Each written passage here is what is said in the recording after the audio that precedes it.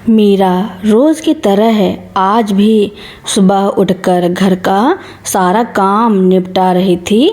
सास ससुर अभी तक सो रहे थे, पर पति विवेक दफ्तर के लिए तैयार हो रहे थे।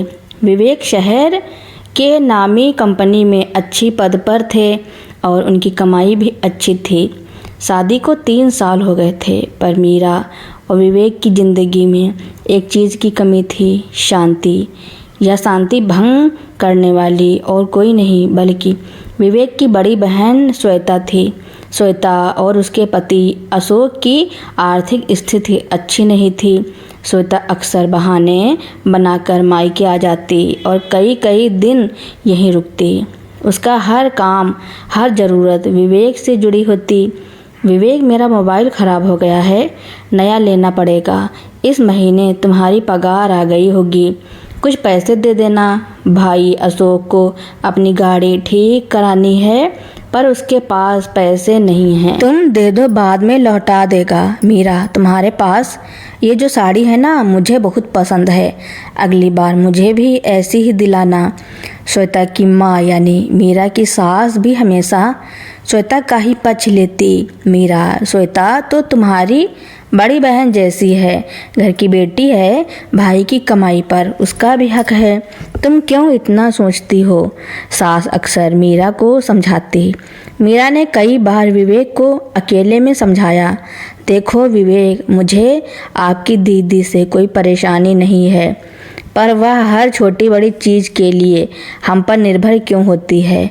अशोक जी भी तो कमाते हैं, हम अपनी ज़रूरतों को काट कर दीदी की मांग पूरी करते हैं, हमें भी तो भविष्य के लिए कुछ बचाना है। विवेक हमेशा टाल जाते। तुम नहीं समझोगी मीरा, दीदी मुश्किल में है और मैं बड़ा भाई हूँ, मेरी ज़िंदगी बनती है। रही बात अशोक की, तो उनकी नौकरी में आजकल दिक्कत चल रही है। मीरा को लगता था कि विवेक दीदी के प्रति अपने फर्ज और अधिकार में अंतर नहीं समझ पाते। वह हर महीने विवेक को श्वेता की आर्थिक मदद करते देखती और चुप रह जाती। उसे यह भी पता था कि श्वेता ने कभी लौटाने के इरादे से पैसे नहीं लिए। एक दिन मीरा ने विवेक के लिए नया वॉलेट खरीदा और पुराने से सामान निकालकर नए में रख रही थी। उसने देखा कि पुराने वॉलेट के अंदर एक टुकड़ा मुड़ा कागज़ रखा था। उत्सुकतावश उसने उसे खोला।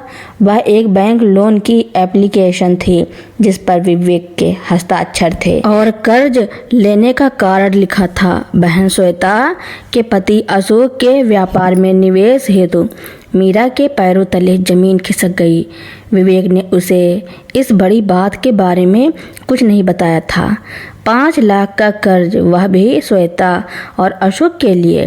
जब विवेक दफ्तर से लौटे तो मीरा ने कागज़ उनके सामने रख दिया। यह क्या है विवेक? मीरा की आवाज़ में गुस्सा और दुख दोनों थे। विवेक हड़बड़ा गए। ओह, यह तो बस यूं ही नहीं विवेक, यह 5 लाख का कर्ज है। आपने मुझसे क्यों छुपाया? आप अपने परिवार को कहाँ ले जा रहे हैं? क्या हमारी कोई ज़िंदगी नहीं है? क्या हम कभी अपना घर नहीं खरीदेंगे? विवेक ने थक कर कहा, मीरा, यह मेरी कमाई है, मैं इसे जैसे खर्च करूं तुम्हें क्या? दीदी मेरी बहन है और मैं उसकी मदद कर रहा हूं। यह तुम्हारा पराया धन नहीं है कि तुम इस पर इतना सवाल उठाओ। मीरा सन्न रह गई। पराया धन? जिस घर को उसने अपना समझा, जहां अपनी पूरी निष्ठा से काम किया, उस घर की कमाई को आप उसका पति ही पराया कह रहा था। ठीक है विवेक, मीरा ने शांत आवाज़ में कहा, आज से मैं इस घर को अपना नहीं समझूंगी और ना ही आपकी कमाई को अपना। आप और आपकी दीदी जाने, मैं सिर्फ वह काम करूंगी जो कि बाहरी व्यक्ति करता है। इसके बाद मीरा ने खुद को घर के आर्थिक मामलों से पूरी तरह अलग कर लिया।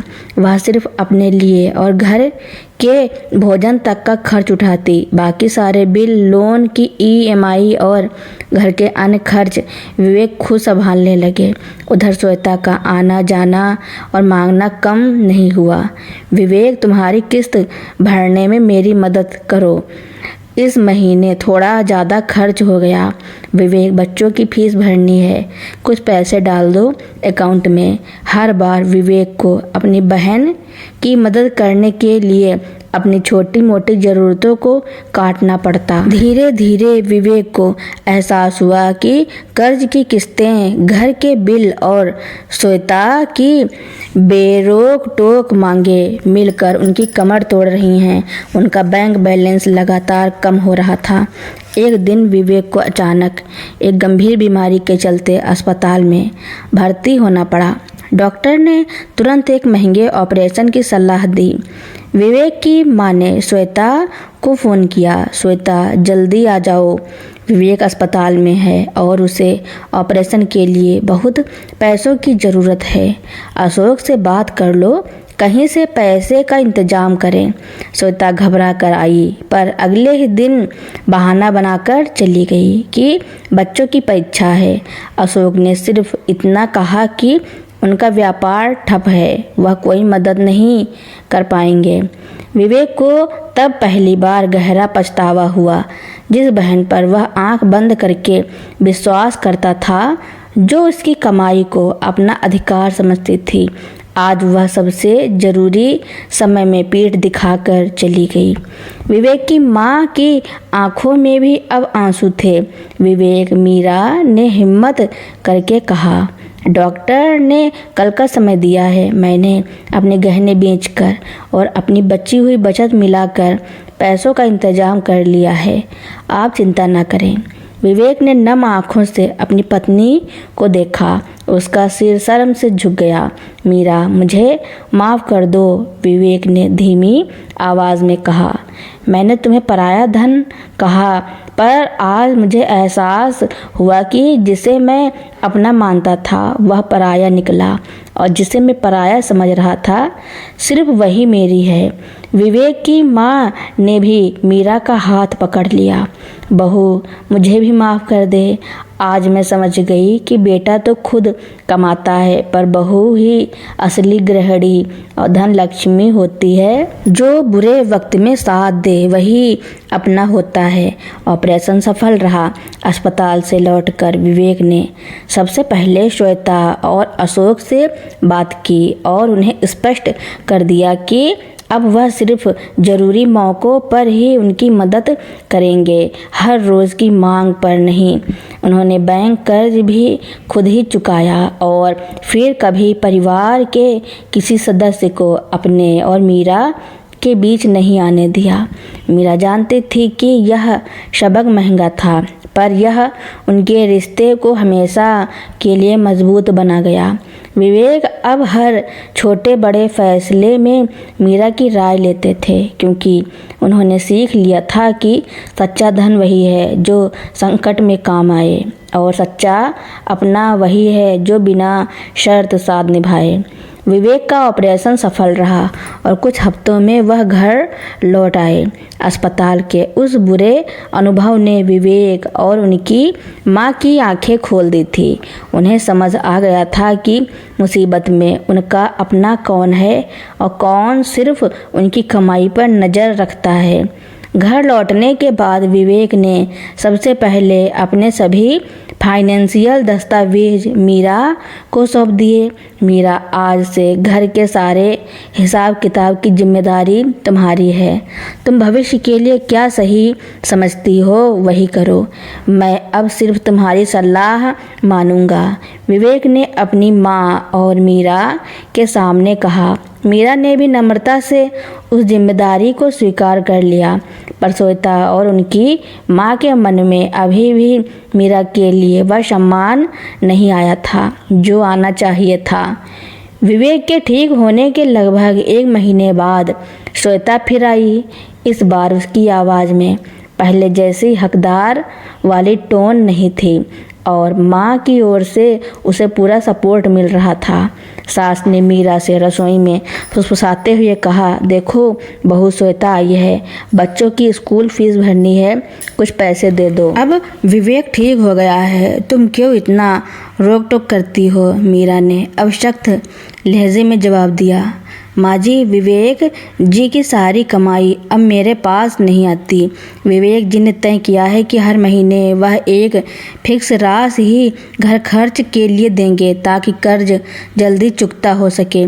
बाकी सारा पैसा सीधे EMI और भविष्य की बचत में जा रहा है। अगर दीदी को कोई ज़रूरत है तो उन्हें विवेक जी से बात करनी चाहिए, और वह भी पहले अशोक जी की आर्थिक स्थिति बताकर। यह सुनकर सास का मुंह उतर गया। उन्होंने यह बात श्वेता को बताई तो श्वेता को बड़ा गुस्सा आया।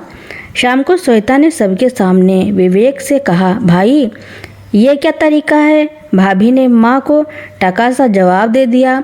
तुम अपनी पत्नी के इशारों पर क्यों नाच रहे हो? मेरी ज़रूरतें क्यों पूरी नहीं हो रही? क्या तुम भूल गए कि तुम मेरे इकलौते भाई हो और तुम्हारी कमाई पर मेरा हक है? विवेक ने अपनी बहन को शांत प्रदृढ़ता से देखा। दीदी, मेरा हक सिर्फ आप पर ही नहीं है बल्कि मेरे बच्चों और मेरे भविष्य पर भी है। आपने और अशोक जी ने कभी यह नहीं सोचा कि मैंने आपकी मदद के लिए कर्ज लिया है और उस कर्ज को चुकाना मेरी पहली जिम्मेदारी है। मैंने अपनी जान खतरे में डाली, तब भी आप लोगों ने आंखें फेर ली। अब जब हम संभलने की कोशिश कर रहे हैं तो आप फिर क्यों आ गईं? अब मैं किसी को अशोक की जिम्मेदारियां उठाने नहीं दूंगा। आप लोग अपनी आर्थिक स्थिति खुद संभालें। श्वेता को विश्वास नहीं हुआ कि विवेक ने पहली बार इतना सख्त जवाब दिया है। वह नाराज होकर वापस अपने घर चली गई। श्वेता के जाने के बाद विवेक की माँ चुपचाप अपने कमरे में चली गई। उन्हें धीरे धीरे अपनी गलतियों का एहसास होने लगा था। उन्होंने देखा कि जब विवेक बीमार था तब मीरा ने बिना किसी शिकायत के दिन रात सेवा की, अपने गहने बेचे, और आज जब घर की आर्थिक स्थिति संभालने की बात आई तो भी वह पूरी ईमानदारी से काम कर रही थी। एक रात विवेक की माँ ने मीरा को अपने घर में बुलाया। मीरा, मैं जानती हूँ कि मैंने तुम्हारे साथ बहुत अन्याय किया है, माँ ने भारी मन से कहा। मैंने हमेशा श्वेता को तरजीह दी, यह भूलकर कि श्वेता का घर अब दूसरा है और तुम ही इस घर की असली वारिस हो। मैंने तुम्हारे पति की कमाई को तुम्हारा पराया धन कहकर तुम्हें अपमानित किया।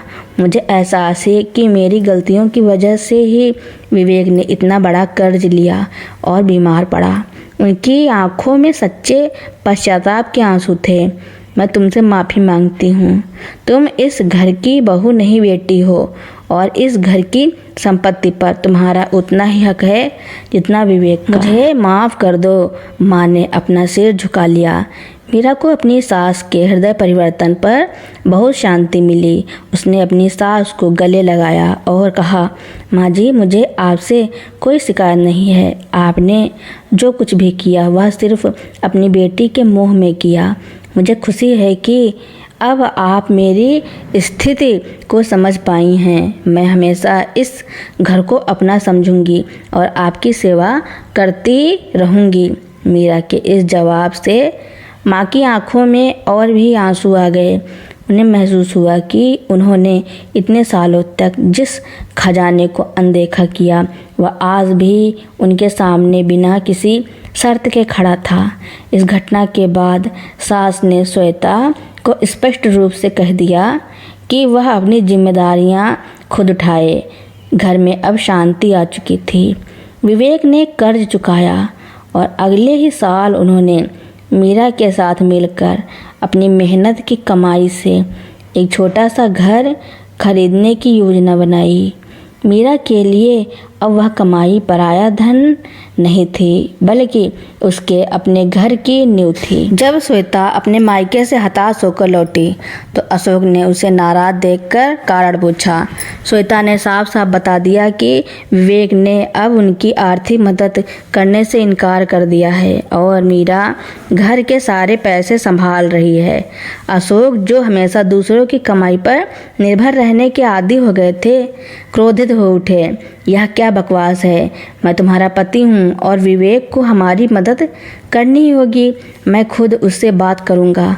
अगले दिन अशोक ने विवेक को फ़ोन लगाया। विवेक, यह क्या मनमानी है? तुम अपनी बहन को घर से खाली हाथ भेज रहे हो। तुम्हारी बीमारी में हमने मदद नहीं की तो इसका मतलब यह नहीं कि तुम अब हमारी ज़रूरतें पूरी नहीं करोगे। तुम अपनी जिम्मेदारी से भाग रहे हो। अशोक ने चीखते हुए कहा। विवेक शांत थे। अशोक जी, मैंने अपनी जिम्मेदारी तब भी निभाई थी जब आपकी मदद के लिए 5 लाख का कर्ज लिया था। मेरी जिम्मेदारी आपकी स्थिति संभालना नहीं है।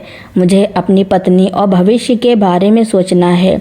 आप एक पढ़े लिखे व्यक्ति हैं, एक पिता और पति हैं। आपकी जिम्मेदारी बनती है कि आप खुद अपने परिवार को संभालें।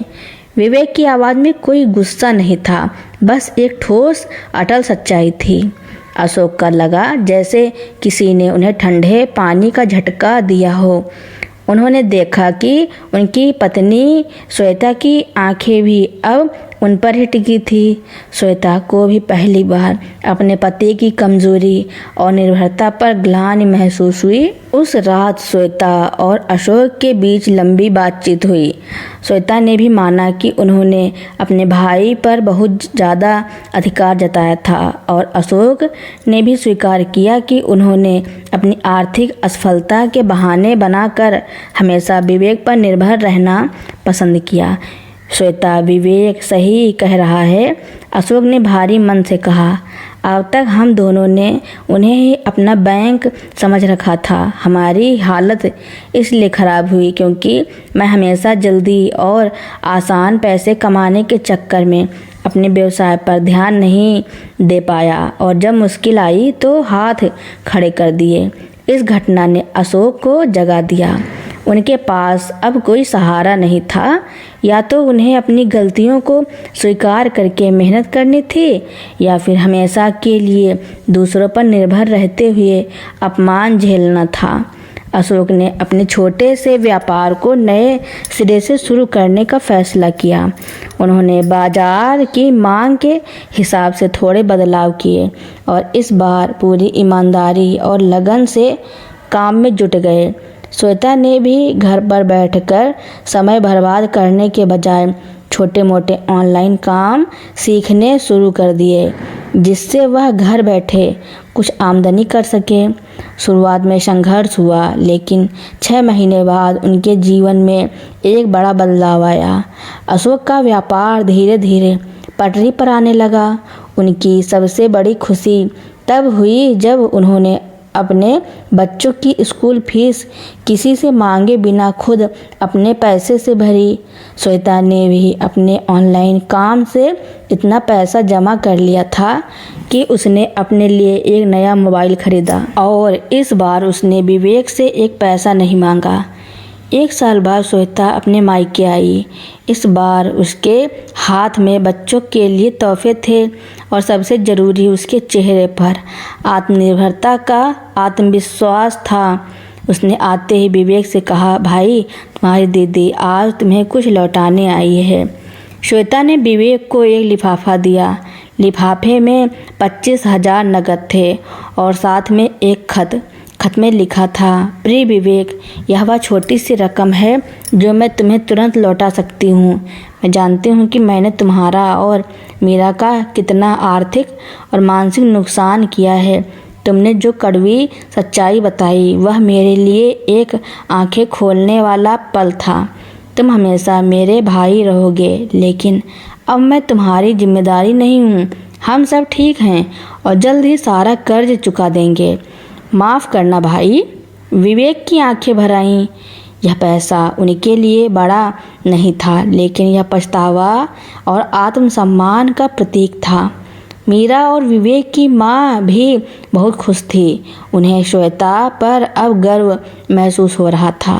दीदी, तुम पैसे मत दो, विवेक ने लिफाफा लौटाते हुए कहा। नहीं विवेक, श्वेता ने दृढ़ता से कहा, पैसा लौटाना जरूरी नहीं है, जिम्मेदारी लेना जरूरी है। मैं तुम्हें ये पैसे इसलिए दे रही हूँ ताकि तुम्हें याद रहे कि मैंने आखिरकार आत्मसम्मान हासिल कर लिया है। उस दिन पराया धन की बहस खत्म हो गई। सभी ने समझा कि सबसे बड़ा धन पैसा नहीं बल्कि आत्मविश्वास, आत्मसम्मान और अपनेपन का सच्चा रिश्ता होता है। श्वेता के इस कदम से परिवार के रिश्तों में एक नया अध्याय शुरू हुआ। विवेक की मां ने अब श्वेता को पूरी तरह से आत्मनिर्भर बनने के लिए प्रोत्साहित करना शुरू कर दिया, बजाय इसके कि वह उसे आर्थिक मदद करने की वकालत करे। उन्होंने श्वेता को घर के पुराने अचार और पापड़ बनाने के नुस्खे सिखाए ताकि वह अपने ऑनलाइन काम के साथ साथ घर पर भी कुछ छोटा मोटा व्यवसाय शुरू कर सके। श्वेता ने अपनी माँ की सलाह मानी। उसने घर पर बने पारंपरिक नाश्ते और अचार मुरब्बे ऑनलाइन बेचना शुरू किया। शुरुआत धीमी रही, पर जल्द ही उसके उत्पादों की गुणवत्ता के कारण उसे अच्छी प्रतिक्रिया मिलने लगी। अशोक ने भी अपने व्यापार को संभालते हुए श्वेता के काम में हाथ बटाना शुरू किया। 1 साल के भीतर श्वेता और अशोक की आर्थिक स्थिति में इतना सुधार आया कि उन्होंने विवेक के लिए लिया गया सारा कर्ज चुका दिया। एक शाम जब श्वेता और अशोक विवेक और मीरा से मिलने उनके नए घर पर आए तो माहौल पूरी तरह बदल चुका था। अब कोई तनाव नहीं था, सिर्फ सम्मान और खुशी थी। मीरा ने श्वेता के लिए एक सुंदर साड़ी खरीदी थी। श्वेता को साड़ी दिखाते हुए मीरा ने कहा, दीदी यह साड़ी मेरी पसंद की है, पर इसे मैं अपनी कमाई से नहीं बल्कि हमारी संयुक्त पारिवारिक बचत से लाई हूँ। आज मुझे खुशी है कि हमारा परिवार अब किसी एक की कमाई पर नहीं बल्कि हम सब की मेहनत पर टिका है। श्वेता की आंखें भर आईं। उसने साड़ी लेते हुए कहा, मीरा तुमने मुझे परायण धन का अर्थ सिखाया। तुम्हारी वजह से ही मैंने समझा कि भाई की कमाई पर सिर्फ अधिकार जताना गलत है, उसे सम्मान देना और खुद कमाना असली खुशी है। विवेक की माँ, जो अब मीरा को पूरी तरह से अपना चुकी थी, इस बदलाव से सबसे ज़्यादा खुश थी। एक दिन उन्होंने अपने बेटे और बहू को पास बिठाया। विवेक, मीरा, उन्होंने कहा, मैंने अपने पति से विरासत में मिली एक ज़मीन बेची है। मैं चाहती हूँ कि उस पैसे का इस्तेमाल तुम दोनों अपने नए घर के नवीनीकरण और भविष्य की ज़रूरतों के लिए करो। विवेक ने विरोध किया, माँ आपको इन पैसों की क्या ज़रूरत है, ये आपके पास ही रहने दीजिए। माँ ने स्नेह से मीरा का हाथ पकड़ा, नहीं बेटा, अब तक मैंने अपनी बेटी को सब कुछ दिया, यह सोचकर कि वह पराया धन है और उसका ख्याल रखना जरूरी है, पर आज मुझे समझ आया कि बहू ही असली धन होती है जो पूरे परिवार को संभालती है। यह पैसा मैं मीरा को देना चाहती हूँ। प्यार और पश्चाताप दोनों के तौर पर मीरा ने नम आँखों से पैसे स्वीकार किए। यह पैसा नहीं था बल्कि सास का पूर्ण हृदय परिवर्तन था, जिसने सालों की गलतफहमियों को धो दिया था। विवेक ने अपनी माँ और पत्नी को गले लगा लिया। उन्होंने महसूस किया कि उनका परिवार अब पूर्ण हो गया है। रिश्ते अब सच्चाई, त्याग और आत्मनिर्भरता की नींव पर टिके थे। पछतावा अब केवल एक पुरानी याद बनकर रह गया था, जिसने पूरे परिवार को एक बेहतर भविष्य की ओर अग्रसर किया था। पारिवारिक रिश्तों में शांति और आर्थिक स्थिरता आने के बाद विवेक और मीरा ने अब अपने व्यक्तिगत सपनों पर ध्यान केंद्रित किया। उन्हें यह एहसास हो चुका था कि साझेदारी केवल घर चलाने में नहीं बल्कि कैरियर में भी सफलता की कुंजी है। बीमारी के दौरान और उसके बाद विवेक ने कॉर्पोरेट जीवन की अनिश्चितता को करीब से महसूस किया। वह अब किसी एक कंपनी पर पूरी तरह निर्भर नहीं रहना चाहते थे। उनकी सबसे बड़ी प्रेरणा बनी उनकी पत्नी मीरा, जिसने विपरीत परिस्थितियों में भी हार नहीं मानी थी। विवेक ने अपनी नौकरी के साथ साथ अपने पुराने बॉस के साथ मिलकर एक छोटा सा परामर्श संस्था शुरू करने की योजना बनाई। उन्होंने मीरा के साथ इस पर विस्तार से चर्चा की। मीरा ने उनका पूरा समर्थन किया। आप अपनी नौकरी मत छोड़िए। अभी विवेक, हम श्वेता दीदी और अशोक जी की तरह ही छोटे से शुरुआत करते हैं। जब फर्म मजबूत हो जाए तब आप नौकरी छोड़ने का फैसला ले सकते हैं। मीरा ने अपने खाली समय का उपयोग करते हुए फर्म की शुरुआती वित्त और प्रशासन के काम को संभालना शुरू किया। वह अपने गहने बेचकर प्राप्त हुई राशि का एक हिस्सा विवेक के नए उद्यम में लगाने को तैयार हो गई, यह विश्वास दिखाते हुए कि यह पैसा अब पराया नहीं बल्कि साझे का है। मीरा, जो अब तक घर और बच्चों की देखभाल में व्यस्त रहती थी, अब अपने लिए एक पहचान चाहती थी। श्वेता को छोटे व्यवसाय में सफल होते देख उन्हें भी प्रेरणा मिली। चूंकि वह विवेक के कंसल्टिंग फर्म का हिसाब किताब देख रही थी, उन्होंने बुक कीपिंग और फाइनेंस मैनेजमेंट का एक ऑनलाइन कोर्स पूरा किया। जल्द ही मीरा ने न केवल विवेक के फर्म का काम संभाला बल्कि श्वेता के बढ़ते हुए उद्यम खाते भी प्रबंधित करना शुरू कर दिया। उनके सटीक और ईमानदार प्रबंधन से दोनों व्यवसायों को तेजी से बढ़ने में मदद मिली। मीरा ने केवल गृहिणी से उद्यमी बनने का सफर तय किया। उनके प्रयासों से विवेक का कंसल्टिंग फर्म 2 साल में इतना सफल हो गया कि विवेक ने अपनी उच्च वेतन वाली नौकरी छोड़ दी और पूरी तरह से अपने व्यापार को समय देने लगे। कुछ ही वर्षों में विवेक और मीरा ने न केवल अपना कर्ज चुकाया बल्कि एक खुशहाल और समृद्ध जीवन स्थापित किया। श्वेता और अशोक आत्मनिर्भर हो चुके थे और अब वे विवेक और मीरा को सम्मान के साथ अपने छोटे भाई भाभी के रूप में देखते थे। अब उनका मायके आना केवल रिश्ता निभाने के लिए होता था, मदद मांगने के लिए नहीं। विवेक की माँ अब पूरे गौरव के साथ अपनी दोनों बेटियों की सफलता की कहानियाँ दूसरों को सुनाती थी और हमेशा यही कहती थी, धन, घर का धन वह नहीं जो तिजोरी में रखा हो, बल्कि वह विश्वास जो पूरे परिवार को जोड़ कर रखता है। और यह विश्वास मेरी बहू मीरा ने वापस दिलाया। विवेक और मीरा ने यह सिद्ध कर दिया कि जीवन में चाहे कितनी भी कड़वाहट आए, अगर पति पत्नी के बीच पारदर्शिता, सम्मान और साझेदारी हो तो वे हर मुश्किल को पार कर सकते हैं। पराया धन की गलतफहमी ने उन्हें अस्थायी रूप से तोड़ा, लेकिन अंत में इसने उनके रिश्तों को सोने से भी शुद्ध बना दिया था। तो दोस्तों, मेरी कहानी सुनने के लिए आपका बहुत बहुत धन्यवाद। ऐसी ही नई नई कहानियाँ सुनने के लिए मेरे चैनल को लाइक, कमेंट, शेयर, सब्सक्राइब एवं बेल आइकन का बटन दबाना न भूलना, ताकि मेरी नई नई कहानियाँ आप तक पहले ही पहुँचती रहें।